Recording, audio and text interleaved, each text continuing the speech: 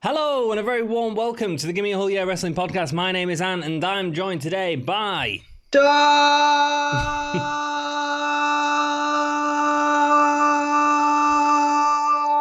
And apparently he's got no energy and that's his entire energy done. You sound like a goddamn washing machine, man. Okay, nice, great, wonderful, thanks. That's just what our viewers want to listen to. We are here for another episode of This Week in Wrestling, where we're going to talk about all the events that have been happening this week in wrestling. Not all of them, man. That's a bit much. Well, a few of them. There weren't actually a lot. There weren't a lot this week. We're not wrestling demons. We don't watch. It's not all we do with our time. What else do we do? Well, I mean, clearly I don't get any sleep, so... I tell you one thing we do, Dom. We film a lot of interviews. There's so many interviews going up on the channel at the minute. You've had Nick Aldis, you've had The Hunt come out today, we've had Scott J come out earlier today. There's been... The Nick Aldis one was outstanding, man. Thanks, man. Thank you very much. Yeah, I'm really looking forward to seeing like you, because you've done interviews for me before for Soundsphere and like transcribed them. Like with like Wednesday 13 and stuff, which is really cool, but like doing it on camera is another thing. Well, I did it with Travis Banks, which turned out okay, but I'm not great. Yeah. But Scott was just like a chat with me and you, man. It was great. I'm dead pleased for you, man. I'm dead proud. That was amazing. I had a lot of fun. So subscribe to the channel and find all that content on there. There's loads out there. It's always interesting to just put on and listen to. Some more to come as well, which we won't talk about right now, but there's some good ones. There's good ones which we're pretty excited about, which we're really pleased to get. Going to be doing some collaborations over the next couple of months with other channels as well. It's going to be great. Collaboration is the spice of life or something. That's what they say, isn't it? We also, last night, had our predictions video for Double or Nothing, which is happening tomorrow night. So that's really exciting. So go back and check that on the channel. Dom, are you ready to get into the news, brother? Yeah, man. Absolutely. Okay, really bad news. First of all, Shad Gaspard. Yeah, Shad Gaspard. Obviously, really respectful. Sort of last couple of days, I think every company has paid their respects in a very positive, decent manner. I know the WWE look back on his career has over 1 million hits now in the last 24 hours. I think it's mainly because obviously he was a great character and well liked by everybody, but also the circumstances of his death. Of course, he told the guards to save his son before. Yeah, him and his son were both taken out by a riptide on the beach, and the lifeguards that come to save them, he told them to save his son, and that was the last time anyone saw him until his body washed up a few days later, didn't it? Of course. So I think that the most prominent thing that we can take from this in our kind of obviously our region and our small pocket of the world is that real life heroes do exist in this time. Obviously we see it every day now in the current pandemic with NHS workers and key workers going out and working, but also sports entertainers that in a world that a lot of people think is it's acting and performance and all that. There's a lot of genuine people, and apparently Shad Gaspard was a very genuine human being and showed that until the last. And I think that's what a lot of people are focusing on. Well, absolutely. I mean, it's an inspiring story. Yeah, you don't really hear about stuff like that too often. No. And it's because obviously it doesn't happen that often.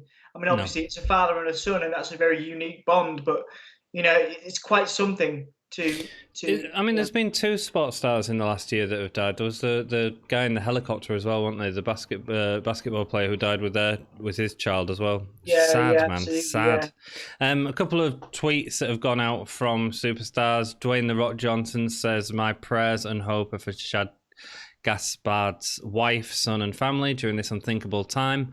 Man, this is a tough one, a really tough one. Great guy." Triple H went onto Twitter to say, "I join the fans around the world as we remember Shad Gaspard as a beloved performer and a caring father in absolutely tragic circumstances. Please keep his loved ones in your thoughts." And Roman Reigns, I thought, put a really nice one out.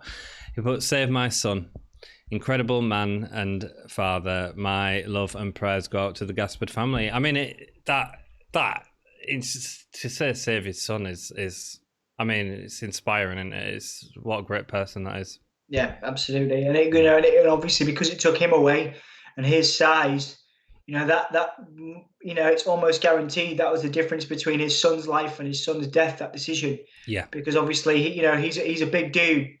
So he absolutely, well, almost 100% guaranteed. Obviously, you can't say for 100%. But it's almost 100% that he actually saved his son's life. Oh yeah. Guaranteed. Yeah. So Yeah. that's Yeah. incredible, an incredible story of self-sacrifice that kind of puts life in perspective, doesn't it? Really, it does, doesn't it? It does. It can happen at any time. I mean, obviously they didn't go out expecting this. Thankfully, I think he had his girlfriend or his wife on the beach, so his son was delivered to her, which is good because during this time they all need each other, don't they? And yeah, really. There was a photo of them taken. I think it was just before. Wow. When they were on the beach and stuff, where they're both showing their muscles or whatever, so.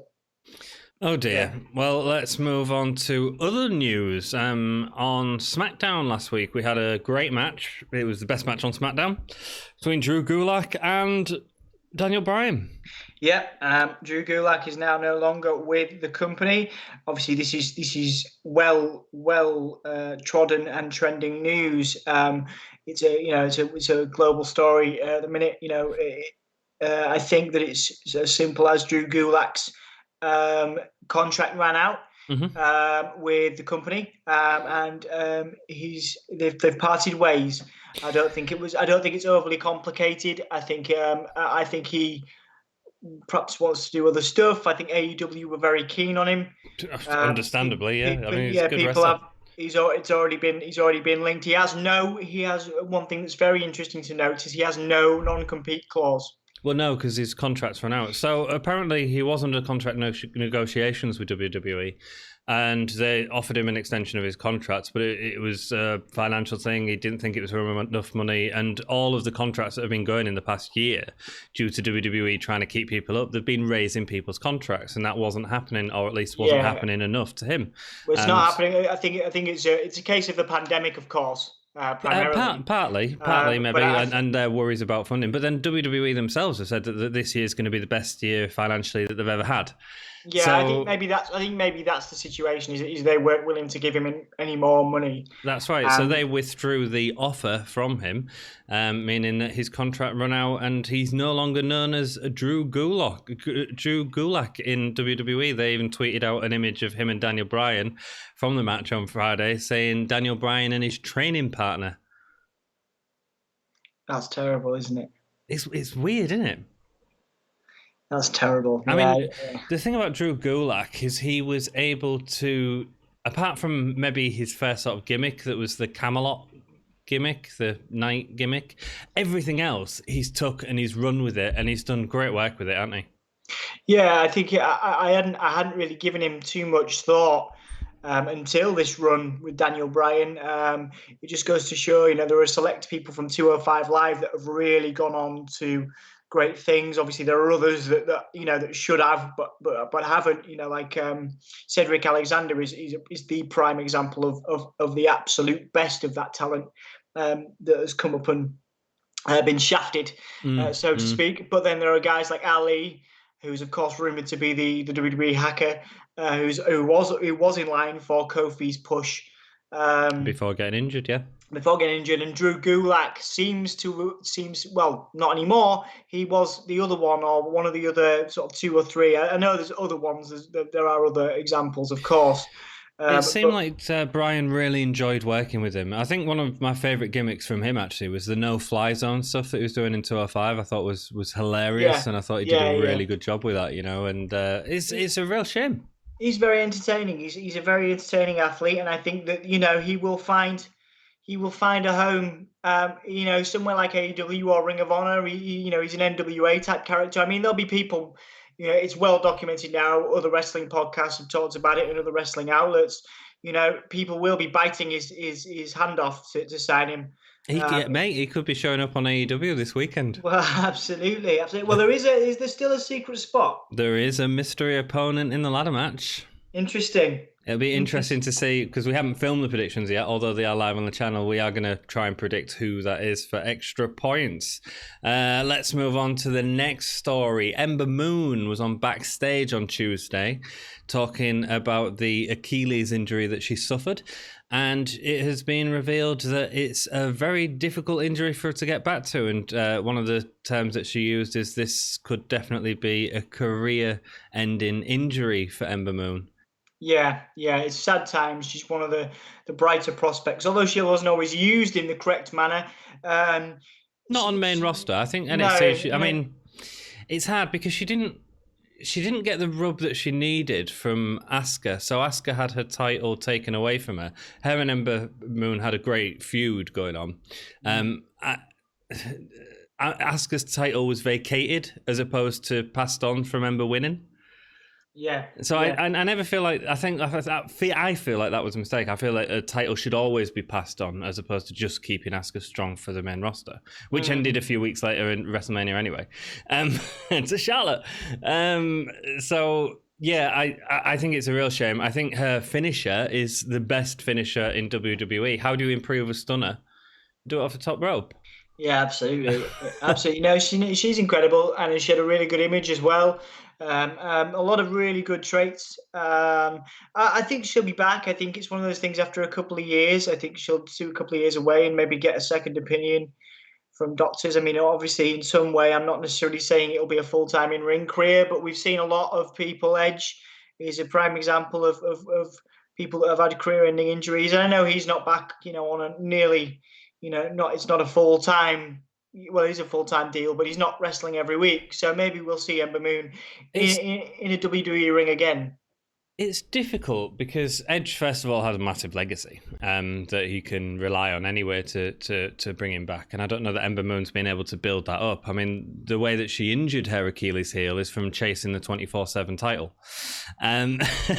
So there's that as one. And the other thing I think that she's got working against her potentially is she is a female. And I don't think that they've treated female performers with that amount of respect in the past necessarily. Can you think of any female performers who have come back from a severe injury that was career-ending? Not at present, but there will be examples. Obviously, if in the comments you can name some guys, that'd be great. It'd be great to hear from you. Please let us know, because I'm sure they are. There must be. WWE is. Do you get what I'm saying, though? Well, WWE, of course, isn't known as a chauvinistic company in the slightest. So, I'm hoping somebody can give me an example. I mean, really, ultimately, the hope is that she gets better and is able to live a pain-free life as much as possible, really, whatever she ends up doing. Absolutely. But the fingers are still crossed that she'll be back. I really want to see Ember Moon back. I think she's great. Yeah, I do. I think she's fantastic. I don't know what kind of role I would book her in right now personally, but I know that she's a fantastic talent and deserves a spot on the main roster for sure. She does. Next up, we have AEW tomorrow night. You excited? Absolutely. I am excited. It's my birthday AEW show, so it'll be pretty cool to see what happens in that. Obviously, there's some great matches. I'm dead excited to see what goes down. Well, Dynamite this Wednesday, I tweeted a couple of them on the Twitter, had a lot of potential injuries actually during Dynamite. So you had Rey Fenix, who did this massive splash over the top rope. Apparently, he's okay. He's been checked out and he's okay, which is great. Good. So hopefully he'll be in that ladder match. No one knows about Britt Baker yet, though. She took all the weight of Nyla Rose on it was just an accident move. That's all it was. But you could see after it, she couldn't stand on that leg. So it's not looking good for Dr. Britt Baker, which is a shame because she's been outstanding actually recently. Oh yeah, a lot of people are calling her the greatest female performer currently. Now that Lynch has gone, I mean, I'd argue potentially, yeah. I'd argue that. And then you also had, apparently, I've just read today, Matt Jackson as well might have been injured last night. Wow, okay. Very interesting. I have to say, hopefully everyone will get better and makes, no matter what, Saturday's card is going to be great, isn't it? Absolutely. They can definitely pull something out. Indeed. Sure. Next up, we had the Dark Side of the Ring. episode this week. Have you managed to watch it yet, Dom? I've not managed to watch it. You're going to tell me about it though? Yeah, man, it's great. It's really good. It's the Owen Hart, the finale episode of this season. And a lot of it's heartbreaking, man, obviously, and a lot of it's told from Martha's side and her children's side, who talk about the dad that they lost. And Martha's been doing a lot of press as well, which she's been reluctant to do in years. And a lot of the talk has been about the Hall of Fame and about Owen Hart going into the Hall of Fame. Is he ever going to go into the Hall of Fame? And Martha is saying absolutely not, because she doesn't want the company to profit from what she sees as their murder. Yeah, of course. And you know what? I completely agree with her, man. And I think watching this documentary, you will never hear me say again Owen Hart should be in the Hall of Fame, because he shouldn't. Yeah. It's really interesting hearing Martha talk about the Hall of Fame and how she says it's just a fake thing that means absolutely nothing. All it's about is money. Yeah. There's no wing. There's no nothing. All they want to do is exploit Owen Hart's name, and she won't let them do that because of the fact that she believes they were negligent. Negligent, yeah. No, I mean, obviously, I was listening to Bubba Ray Dudley talk about this, or Bully Ray. They get a nice ring and stuff. They get a souvenir, and I think that it's about clout, isn't it? But Owen Hart, of course, is not allowed to enjoy that. For a lot of Hall of Famers, it is about. It's about the notoriety of calling yourself a Hall of Famer, but of course Owen can't do that. I did see some lovely tweets from Owen's sons and his family, saying that the Owen Hart Foundation does great work separate to wrestling, a lot of charitable organizations, and that's what they focus his legacy on. So I believe the Owen Hart Foundation is for helping single mothers. Mm-hmm. Who are going through tough times, which is great, and that what a nice way to honor his memory, because obviously he wasn't able to be there for his children growing up and stuff like that, and obviously Martha, by the sounds of it, struggled. One of the other interesting things in the documentary, man, was the split between the Hart family and Hair. A lot of the Hart family disagreed with the Hair suing WWE and all this sort of stuff, because obviously they were a wrestling family. It's such a interesting thing that's devastating at the same time, It is, and it's very interesting, of course, to look at the inner psyche of people. I think these they do exactly what they say on the tin. It exposes the dark side of people. Now, Vince McMahon is a businessman to his core, and that's he's very successful, of course, but I think he chose business over emotion with this, and I think that he's whether he still thinks about that. I know that Martha Hart does, by all accounts, and people they resent Vince. They resent Vince for his attitude. Aside from, I think he apologized and he's offered them, substantial amounts of money, as you can do when you're in that situation. But that doesn't necessarily make up for the hurt you've caused.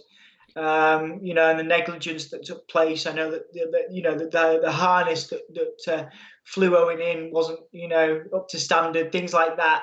So you can't really buy happiness. You can't really buy happiness from away from that grief.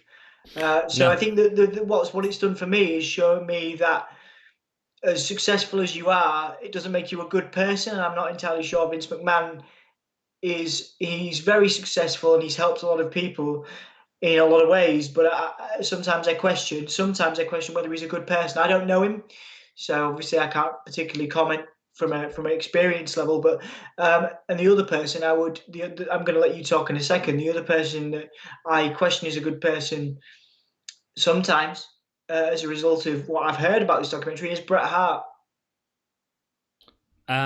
Yeah, maybe. Bret was bitter for years. I think he seems to have come through it now and got to the other side of it. But for years, he was saying a lot of rubbish, man. Did you? I heard that he was using Martha to get some footage back from WWE. That was in the documentary and featured in the documentary in the interviews. I don't remember that as part of the documentary. Yeah. He said apparently he's since commented that there's been some bad blood, but Martha was very bitter for a very long time, and still is, because they don't talk, Martha or Brett. And it's because she feels like Brett used him to get. Brett used her to get back into the WWE during those conversations. Right. Get back in the WWE's good books to get footage from WWE. Okay. And that's where Martha said that, Well, one of the things that was said in the documentary was that some of the Harts had leaked all of her legal plans to the WWE, which meant that they knew the playbook when they was going into court. I tell you one thing that these Dark Side of the Rings are doing is they're really painting a bad light on Vince McMahon, right? And that's really obvious in terms of, that sounds obvious. But he's not doing anything to send anyone in to try and say their side of the story, because they will have a side of the story. Well, he doesn't need to. Doesn't he? I mean, it's getting buried, man. Well, yeah, but he doesn't need to care now. From like the David Schultz stuff to the Legion of Doom stuff to every single, for the Brawl for All stuff, every single one of these episodes, Vince isn't bothered about saying, look, this is what we tried, it didn't work, I'm sorry, or anything like that. Is it not in human nature to say I'm sorry? I don't know whether he thinks he needs to. I'm a firm believer, and I've talked to you about this before. And this is obviously a personal conversation that we've had. And you've got your own opinion on this, and I'm not entirely sure Vince is of weak mind, but I do believe that power does corrupt you, and I think it's corrupted his thought process and the way that he thinks about people and individuals. I don't think he thinks that much of the individual anymore, and maybe he used to. And I think many old school WWE performers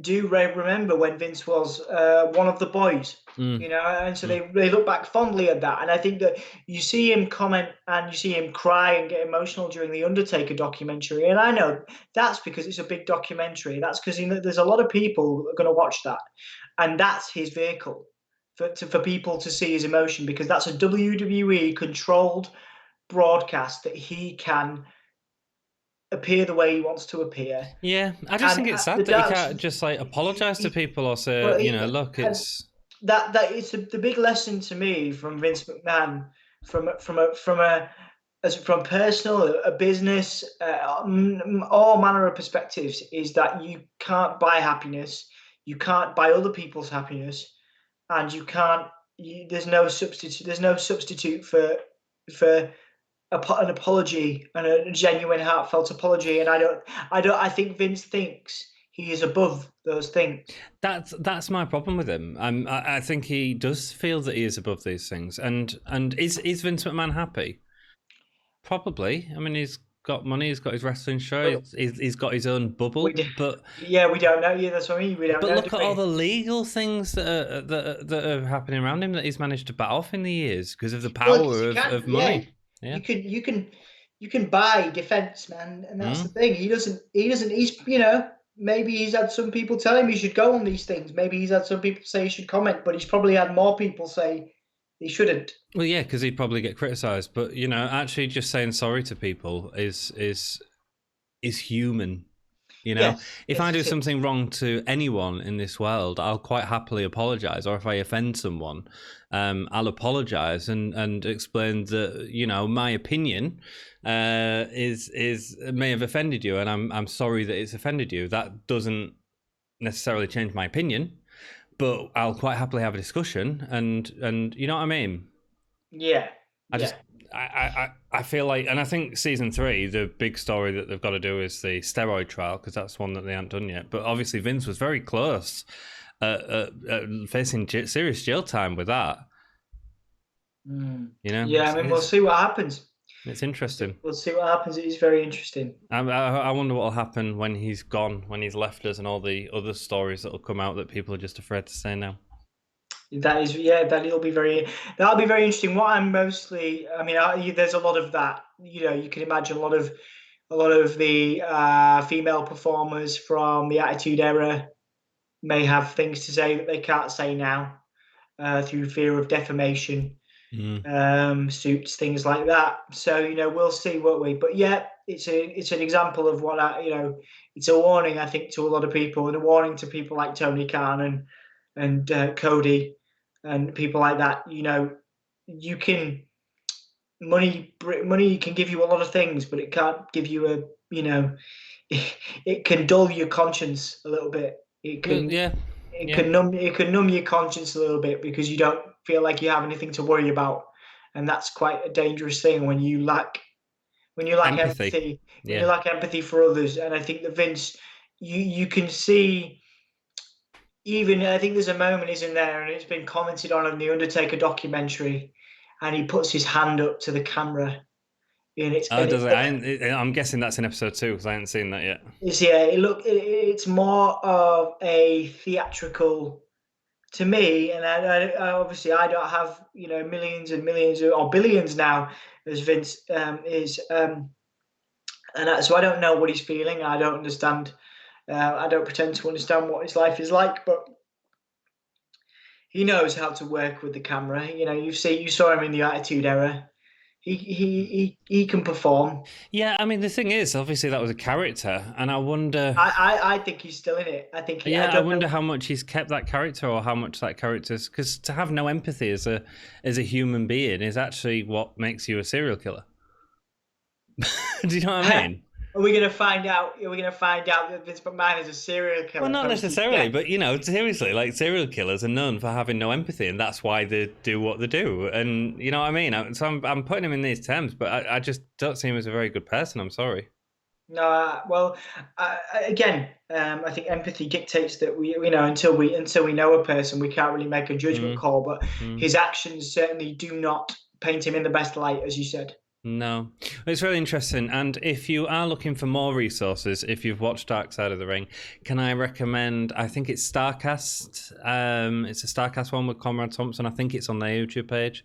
He's done interviews with the creators of Dark Side of the Ring on every episode. And they're really going into a lot of stories that were outside of the actual episode being aired. So if there's any you're particularly interested in, go check that out because it's really, really interesting, dude. That's all I've got. Is there anything else you want to talk about, man? There's a couple of things I brought up. I mean, a few of them I'll forget. So please do, if you want us to discuss anything next time, please mention it in the comments. One thing was the Drake Maverick of course, storyline. I'm actually going to discuss that with Metro's in more depth with Metro's wrestling journalist Alistair McGeorge on Tuesday, who's a friend of mine.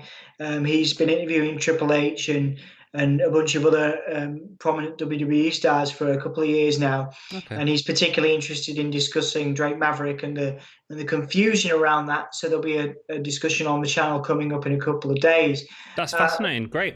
But what's interesting to me is that it's so WWE. Because it's quite obvious he's not going anywhere now. No, yeah. But why would you have done that to a person? I don't think they intended it to. But personally, what I think's happened is they've let him go as part of the releases and was in potentially the same way as Sarah Logan as well, because it looks like she might be back now. Who knows? But she's, again, one that hasn't been interviewing people. So, again, I'd say there's something going on there. People like Van Vliet or what have you. And Logan's one that I think a lot of people are interested in, especially being one of the her and Deonna Purrazzo were the only female performers that were released, weren't they? Yes. So I'd expect to see interviews from her, and I've not. So that's a little strange to me. So I think she might be back under contract. Drake Maverick, I think he got fired. I think he was released because they said this guy only does the 24/7 and we don't need him. I think he went onto Twitter. He poured his heart out, said how he was feeling, showed how he was feeling.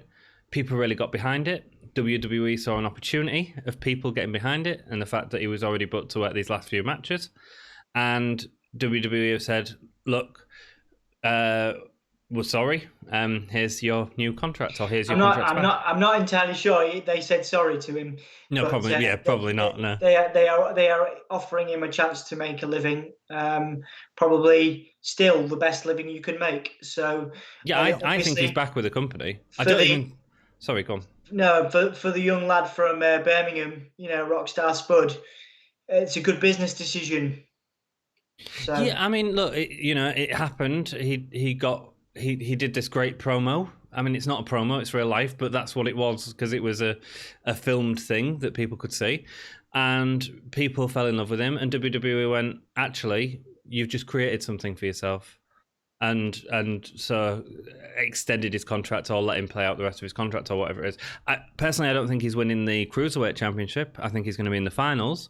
I think he's going to lose to someone. Someone's going to get a lot of heel heat, but I don't think that'll be him gone either. I think his contract will be. I get what you're saying, but at the same time, WWE saw an opportunity to have an engaging story and have taken it. Yeah, no, I appreciate that, and I'm very happy for. I'm gutted because we're going to miss out on an interview, but but I think that I'm dead excited for Drake. I'm dead excited for the longevity of his WWE career. It is, of course, always the biggest platform you can have. Well, let's hope it just carries on, man. After this sort of story's done, that's the big thing. Yeah, I mean, obviously, who knows? He could be gone in 6 months, but obviously, he's very lucky to still have work in this time. Yep. Period. Anyway, from anyone across the world, anybody's lucky to have work at the moment. So, good on you, lad. Good on you, indeed. I'm sure there was a couple of other things, but at the risk of giving dead air, I will finish up there. If there's anything else you guys think we've missed, please do check that out in the comments. Yeah, Wrestle Story in the comments last week said great show, so shout out to Wrestle Story. Thank you very much. And yeah, leave a comment down below. You'll get a shout out. We're good for it. Sweet. Thank you very much. I like that. We're good for it. We're good for it indeed. Until next time, give me a hull yeah, Dom. Oh yeah! Oh yeah!